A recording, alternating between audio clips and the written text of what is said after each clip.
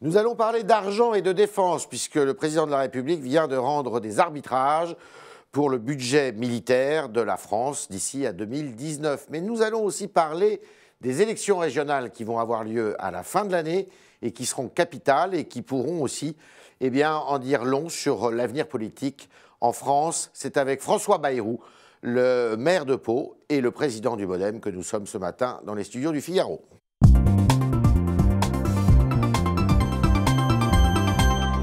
Bayrou, bonjour. Bonjour. Alors, les arbitrages viennent d'être rendus. On apprend de la bouche du président de la République après le Conseil de défense que le budget de la défense va recevoir 3 milliards, un peu plus de 3 milliards d'euros supplémentaires. Mais l'interprétation, tout est en interprétation. Et que 18 000 postes seront préservés sur les 3,8 milliards sur plusieurs années. Sur plusieurs années, jusqu'à 2019. Et que 18 500 postes seront préservés sur les 34 000 qui devaient être supprimés. Est-ce que cet arbitrage vous convient ? Alors, que la France ne baisse pas la garde en matière de défense, c'est nécessaire. Et de ce point de vue-là, les efforts consentis sont justifiés. Le monde est de plus en plus risqué. Oui. Les dangers sont de plus en plus grands. Y compris en France. Et la capacité ou la nécessité de maintenir les moyens d'intervention sont évidemment cruciales. Voilà pour le premier point. Mais deuxième point, je pense qu'il y a un risque dans tout ça. C'est qu'on ne poursuivent pas l'effort de réorganisation en profondeur dont nous avons besoin. Je vais prendre un exemple simple. Oui. On a monté une opération de maintien de la sécurité à l'intérieur, de patrouille dans les aéroports, les principaux, sentinelles, ça s'appelle, je crois. Et donc, on a monté cette opération, mais on l'exécute avec les forces armées conventionnelles, ce qui est très souvent un gâchis. Exemple, à Pau, nous avons, comme vous savez peut-être, la principale base d'hélicoptères de combat d'Europe. Eh bien, on envoie des personnels hautement qualifiés qui appartiennent à ces unités du régiment d'hélicoptères de combat pour aller prendre un mois ou deux. Or, ça ne devrait pas être leur travail. Vous voyez bien qu'il y a là quelque chose qui, à mon sens, ne correspond pas aux attentes. Il serait bien mieux de penser une défense civile. Oui. C'est quoi une défense civile ? Aux États-Unis, ça s'appelle la garde nationale, c'est-à-dire une capacité de sécurisation de notre espace national qui ne requiert pas autant de qualifications qu'une armée d'intervention. Et vous voyez qu'on pourrait être devant le risque de voir une espèce d'immobilisme, se servir du besoin de personnel supplémentaire pour ne pas faire le travail de reconstruction en profondeur dont on a besoin. Pour autant, est-ce que vous pensez qu'en faisant cet effort, mais d'autres diront que ce n'est pas suffisant, pour les militaires, il faut faire des efforts justement d'économie ailleurs, sur d'autres postes de l'administration ? Oui, je pense même qu'on devrait poser la question du financement de l'armée française au niveau européen. Je pense que la France joue un rôle qui est un rôle au nom de l'Europe en particulier. Il y a bien des interventions qui ne sont pas des interventions en nom propre de la France, ou pour les intérêts stricts de la France, mais qui sont pour les intérêts de l'Union européenne. Et je trouverais normal, qu'il y ait une aide, un soutien des partenaires européens. Des partenaires européens, que nous discutions avec eux de la manière dont la force d'intervention française peut être aidée lorsqu'elle assume des missions qui sont des missions en réalité au nom de toute l'Europe. Vous ne contestez pas le fait que la France soit en guerre contre le terrorisme, mais est-ce qu'elle est en guerre contre l'islamo-fascisme ? Alors, je trouve que ces expressions sont excessives et très imprudentes. Elle n'est pas seulement de la bouche de M. Estrosi, elle est aussi de la bouche de M. Valls. Je sais très bien. Tout ça, on mélange dans tout ça des notions qui sont absolument étrangères les unes aux autres, et on On utilise des mots en réalité pour exciter un certain nombre de sentiments. Qu'est-ce qui se passe? C'est très simple. Il y a aujourd'hui une guerre civile au sein de l'islam, une guerre religieuse au sein de l'islam, entre une partie de l'islam sunnite contre l'islam chiite ou une partie de l'islam chiite, qui est un affrontement extrêmement dur, séculaire, violent, et qui prend un tour extrêmement violent. Et il y a d'autre part une menace, et qui parfois devient une menace criminelle et terrible, sur notre façon de voir la vie dans nos sociétés. Vous diriez contre la civilisation judéo-chrétienne? Non, je ne veux pas employer des mots de cet ordre. Vous savez, c'est très facile de faire flamber. Il y a eu, en particulier ces derniers jours, des mots utilisés exprès pour faire de la stratégie politique électorale. Voilà, cinquième colonne qui aurait parmi nous... pour moi, c'est fait uniquement pour faire flamber un certain nombre de sentiments, et ça nuit à l'avenir du pays. Parce que le fond de ce que je pense, c'est que nous avons à vivre ensemble. Et si vous dressez une partie de la population contre une autre partie de la population, en agitant ce genre d'argument, oui, plus que ça, de vocabulaire, de fantasmes, si vous faites ça, vous nuisez à l'avenir du pays. Vous pensez qu'on peut... ce sont des mots d'affrontement intérieur. Qui font que les gens sont regardés non plus au travers de ce qu'ils font, mais au travers de ce qu'ils sont, de leur religion, de leur origine, de la consonance de leur nom, et tout ça est pour moi extrêmement dangereux pour le pays. D'accord. Alors, justement, la personne qui a prononcé ces paroles, cinquième colonne, islamo-fascisme, guerre de civilisation, tout ça, Christian Estrosi, qui va prendre la tête de liste d'une liste, d'ailleurs, dont les contours ne sont pas encore déterminés, mais il y aura au moins l'UMP derrière lui, en région PACA, Provence-Alpes-Côte d'Azur. Est-ce que le MoDem sera avec Christian Estrosi et l'UMP dans ce combat? Pour moi, je pense de notre devoir, pas seulement du MoDem en tant que parti politique, mais de notre implication ou engagement au nom d'un courant très large, qui est un courant central de réformistes, de gens qui ne veulent pas que la France devienne le champ clos de ces affrontements. Je pense qu'il est nécessaire que nous présentions une autre démarche aux électeurs de cette région. Donc vous aurez une liste.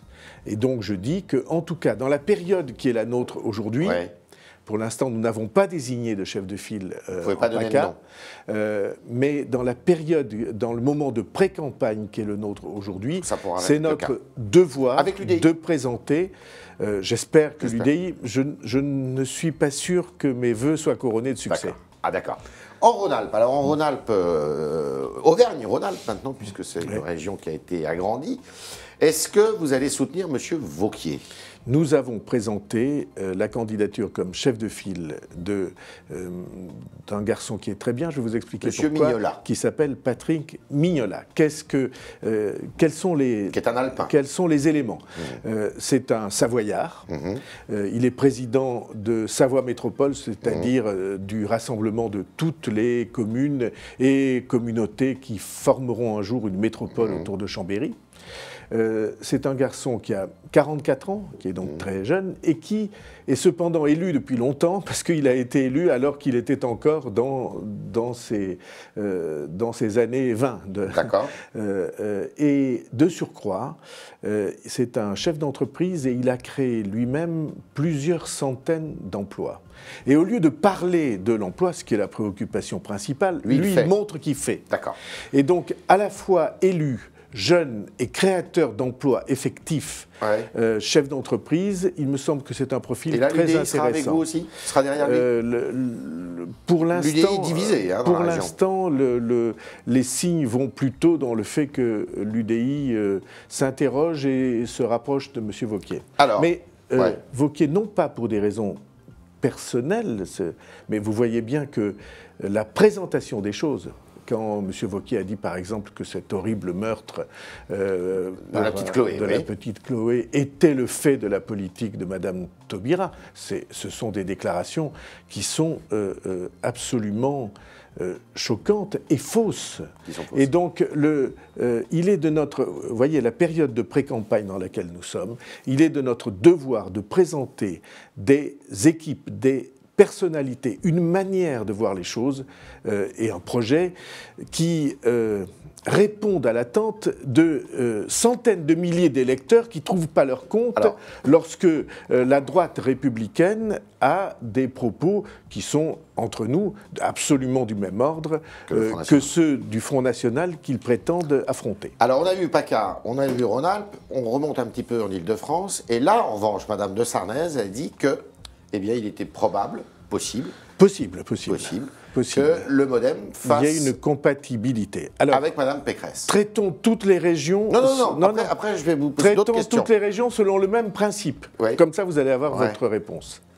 Une formation politique indépendante, son droit élémentaire... C'est de choisir. Le droit saint et sacré, comme disait le général de Gaulle, qu'ont les peuples à disposer d'eux-mêmes, le droit élémentaire qu'ont les formations politiques indépendantes à disposer d'eux-mêmes, c'est à être capable de juger s'il y a proximité avec un certain nombre de candidats, ou si au contraire, la vision des choses était très éloignée, si éloignée qu'elle obligeait à présenter une autre approche. Et ça, c'est le droit élémentaire. Alors vous m'interrogez sur l'Île-de-France, ce que Marielle de Sarnez et Yann Wirling, puisqu'ils sont tous les deux en binôme pour cette campagne, ce qu'ils disent, et qui me paraît frapper au coin du bon sens, c'est que Mme Pécresse est mieux que Mme Joanneau. Non, je ne dis pas ça comme ça. C'est que, en tout cas, Valérie Pécresse est dans cet ordre de proximité. C'est quelqu'un avec qui il n'y a pas d'affrontement sur le fond. Alors après, l'opportunité de savoir si on prend bien en compte les équipes, les apports, les équilibres, tout ça se juge. Mais il n'y a en tout cas pas d'affrontement sur le fond, d'affrontement radical sur la manière de voir les choses. Là, on a passé en revue 3 régions, mais moi, il y a une chose qui me fascine et qui fascine beaucoup d'observateurs de la vie politique, c'est que François Bayrou et l'attaque répétée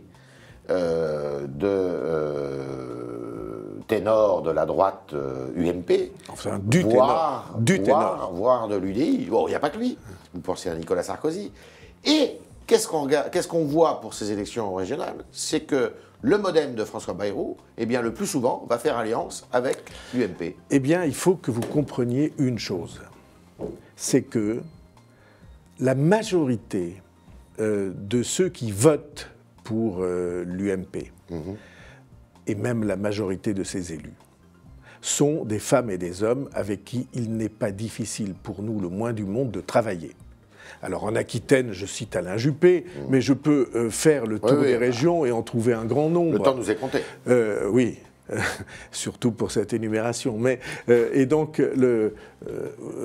ce sont des femmes et des hommes avec qui nous vivons tous les jours, nous travaillons tous les jours, il n'y a pas de difficulté. La ligne de fracture, elle est venue à partir du moment où ce qui a pris le pas sur le caractère modéré de l'UMP, ce sont des propos, des attitudes, des mots qui sont des mots de création d'affrontements au sein du pays. Or, pour moi, au-delà de la responsabilité politique, je mettrais même la responsabilité civique, la responsabilité d'homme tout court, la responsabilité de père de famille. C'est que nous construisions un pays où les gens vivent ensemble, se respectent, soient capables d'avoir des débats, mais ne soient pas en situation de haine et de détestation interne. Un pays, vous reconnaîtrez là un thème gaulliste, un pays c'est une unité. Vous ne pouvez pas construire un pays, surtout en situation de crise, si vous passez votre temps à le diviser et à attiser des affrontements en son sein. D'accord. Et c'est là la ligne de fracture. C'est sur ce point qu'en effet, je me suis séparé de Nicolas Sarkozy. Quelques autres qui tenaient au style, au choix, aux décisions prises. Mais le point fondamental qui a fait cette séparation, en effet rude, le point fondamental, c'est ça. Il y a des gens qui veulent construire leur prospérité électorale sur la culture de l'affrontement, et d'autres qui veulent construire l'avenir du pays sur une unité. Je suis de cette deuxième famille. Alors, je vais essayer de ruser un peu. En 2017, si Alain Juppé est candidat pour la droite à l'élection présidentielle, vous voterez pour lui? Je n'aurai aucune difficulté à le soutenir et à travailler avec lui. Et s'il est candidat, vous serez candidat? Nous n'avons pas négocié, nous n'avons pas parlé. Je ne vous ai pas posé de questions là-dessus. Voilà. Et s'il n'est pas candidat, vous pourriez être candidat? Je serai libre. Vous serez libre. Et j'exercerai cette liberté. Mais on sait que vous ne voterez plus jamais pour François Hollande, ni pour Nicolas Sarkozy. En tout cas, au premier tour de l'élection présidentielle, j'estime que chacune des grandes sensibilités du pays doit avoir son bulletin. Je parle des sensibilités au sens le plus large du terme.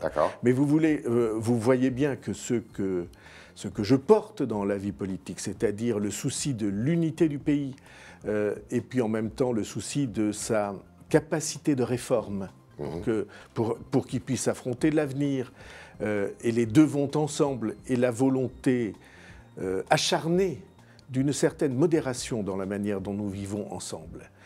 Tout cela doit avoir sa représentation. En tout cas, pour moi, c'est très important. Et encore une fois, ça n'est pas une question politique, c'est une question civique. Mais si Juppé, lui, est candidat, votre sensibilité ne sera pas représentée. Elle sera représentée à travers Alain Juppé. Oui, bien sûr. D'accord, on a bien compris. Je pense qu'Alain Juppé, dans sa manière d'être, il représente les valeurs principales de cette sensibilité-là. Chaque fois qu'il s'exprime, je trouve qu'il dit des choses assez justes. Mais ça aurait pu être le cas d'autres. Lorsque François Fillon s'exprime, je ne dis pas que je sois toujours d'accord avec les idées, mais quand je l'entends, dans la manière d'être, qui est plus importante que les mots qu'on utilise, je reconnais une certaine compréhension, et d'autres sans doute. Mais pour moi, le plus important, c'est ça. Ceux qui plaident pour l'unité du pays et sa capacité à relever les défis de l'avenir, et ceux qui, au contraire, cherchent un succès électoral en créant la division en son sein. C'était le talk de François Bayrou, le talk Figaro, où il nous a dit beaucoup de choses. La première, c'est que le budget de l'armée, c'est très bien, mais il faudrait peut-être revoir aussi la façon d'affecter cet argent et de réorganiser dans les rangs cette armée pour la défense civile. Beaucoup de choses sur les régions, donc M. Estrosi non, M. Wauquiez non, Mme Pécresse oui, pour le MoDem c'est tout à fait compatible. Et enfin, pour ce qui est des élections nationales à venir, M. Juppé est tout à fait Bayrou compatible, si je puis dire, contrairement à beaucoup d'autres. Suivez mon regard. Merci François Bayrou.